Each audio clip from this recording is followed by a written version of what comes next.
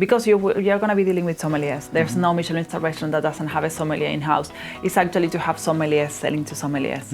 And I know that, for example, because I worked with Bibendum for so many years, and it was a pioneer on doing this, not every company is doing that.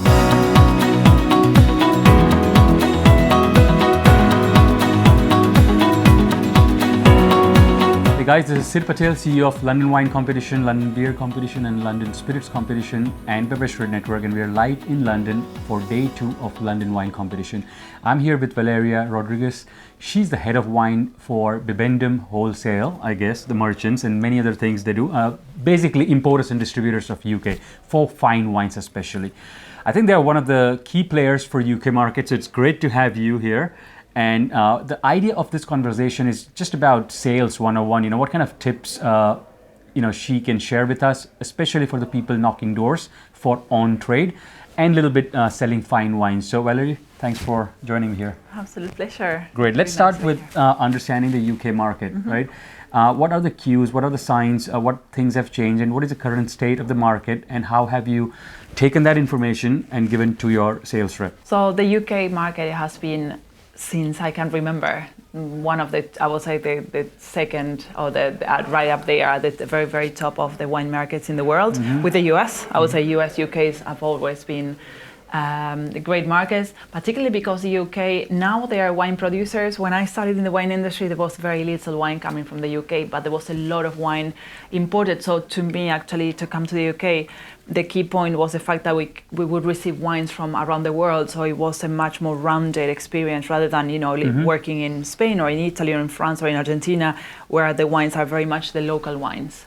True, I agree. I think UK is very well diverse for many years in tasting different kind of regions, being a good importer. Like, they're not a maker, but because of that, it's a very educated palate, I believe, that the trade and consumers have here. Absolutely. Also, you need to think that because of the role that historically the UK has to play in the wine producing countries, there's always been, particularly with France, in terms of even when there were issues for the imports of Bordeaux wine, for example, in the UK, there was a market for the Bordeaux wines in the UK. I mean, talking about 1600s.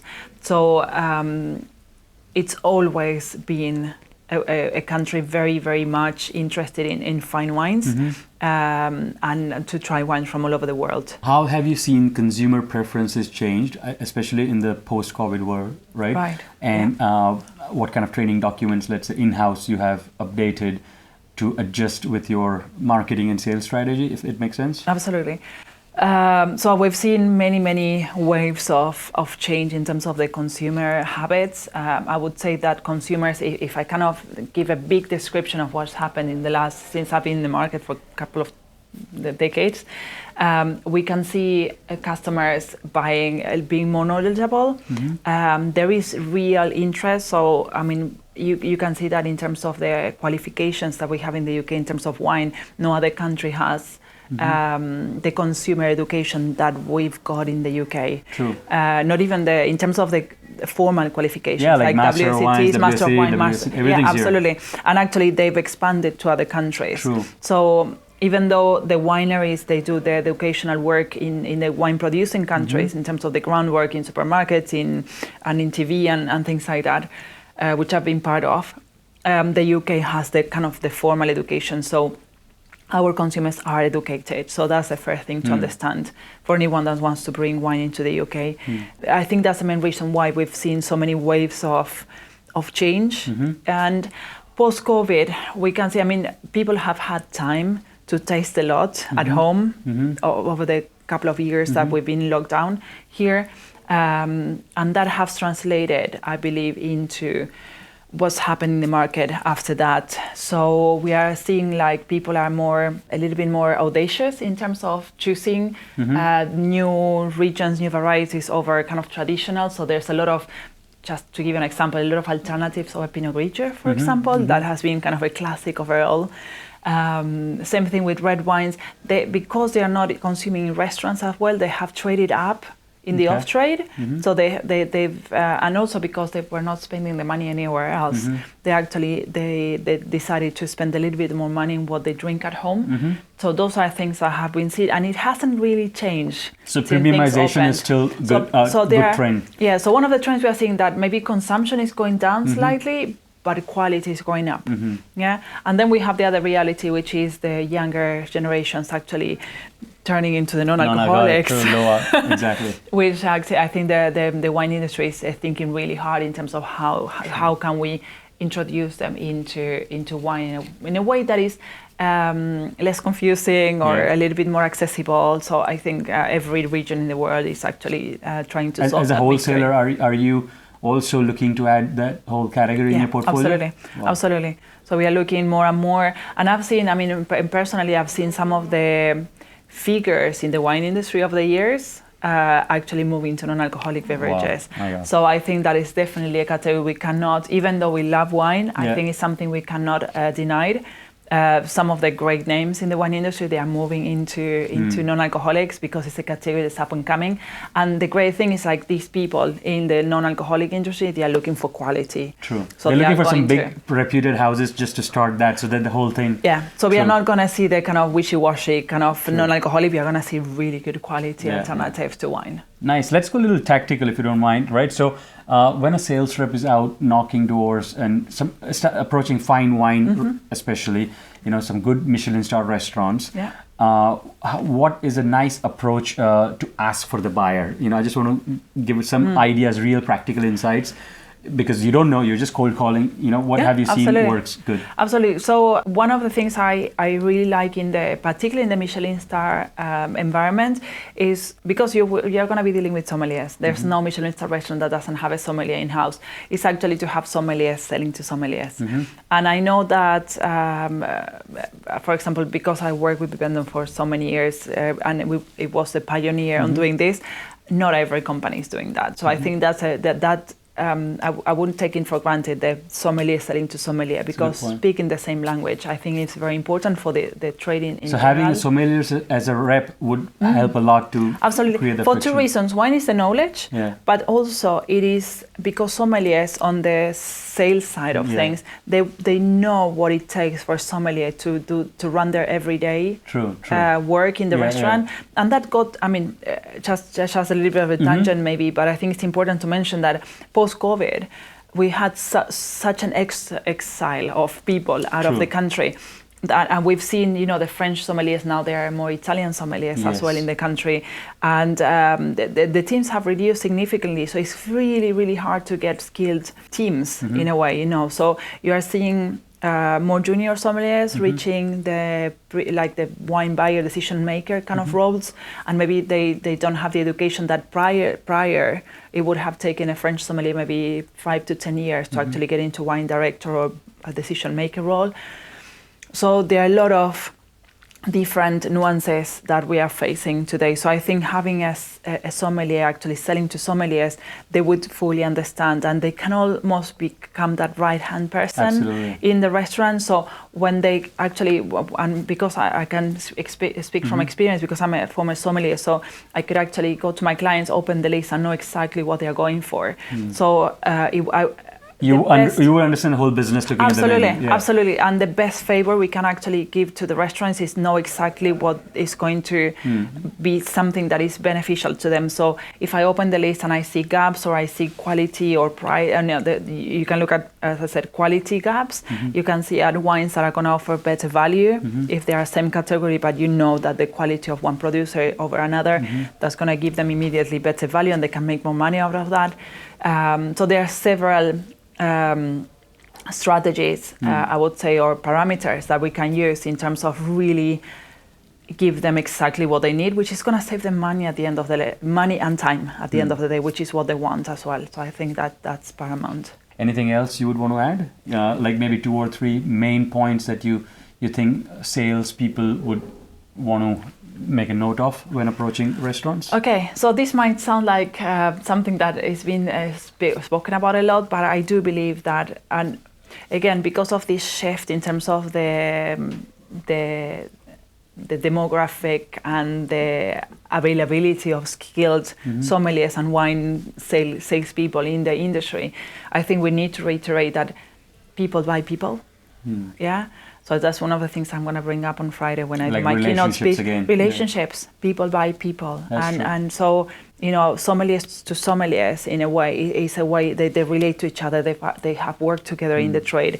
Once you know that you have a certain similarities in the way you taste, or once they know that you understand what your their offer is, or what their food is like, because every restaurant has different offer on food. Once they understand that you understand, that is a game changer.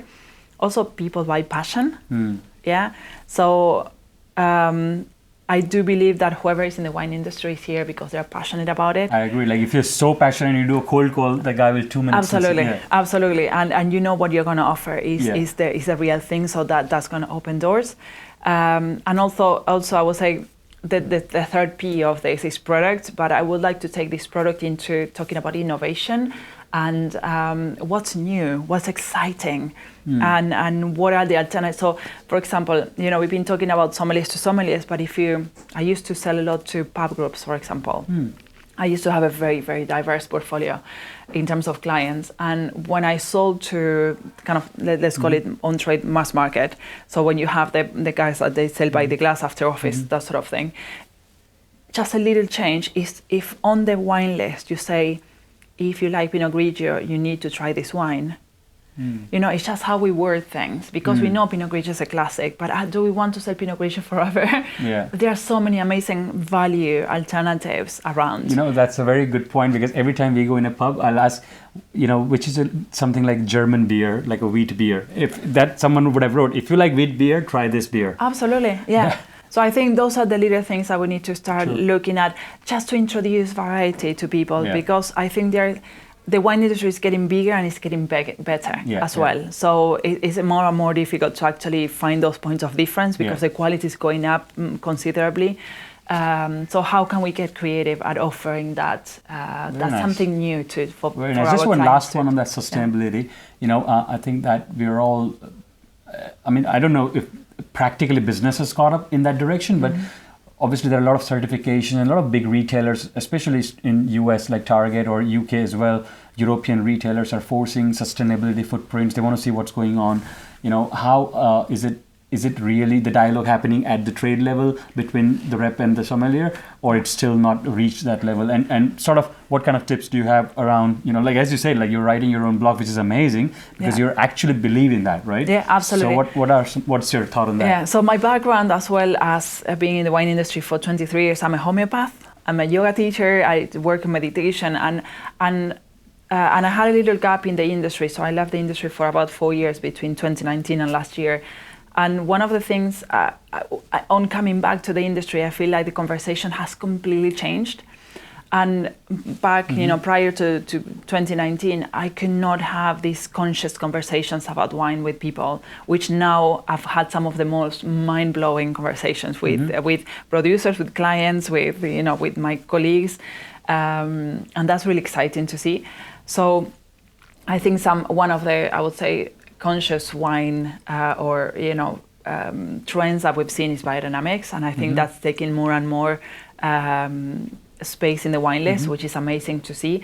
But also, as I was sharing with you earlier, I'm about to launch Conscious Wine Talks on Instagram, which is a monthly conversation. Is it like a podcast or? Yeah, it's going to be a live podcast on Instagram, where I get to share with people in the wine trade. They can be viticulturalists or winemakers, or people that they are more on the social side. So what are we doing to elevate the conversation in wine? So, for example, my first invite to open this podcast is actually the person that really inspired me to do this, who's Martin, who's the viticulturalist for Bodega Zucardi. And literally the conversations I had on his car while we were going through the vineyards in Mendoza were mind-blowing. And just a little insight on that, he told me, and this is I know this from homeopathy, that when you change the terrain, you change the core of a person's being. So homeopathy, by the way, for those who don't know it, is the biodynamics medicine for people, basically. So you look at the person as a whole, the mental, the spiritual, the physical, everything is one. So you get to change the person from a core level. So he was the first person to actually talk about a wine like that. So he said, and this is what blew my mind, like, we allow the land to let us know where to plant. We don't want to do ecocide, meaning genocide for the earth. Yeah, we don't just go with the tractors and take all the native vegetation that was there for hundreds and hundreds of years. We preserve those beautiful forests of native, even if it is a desert, in Mendoza, we preserve the native vegetation there. We preserve the ancient river banks, and we allow the land to let us know where we are allowed to plant.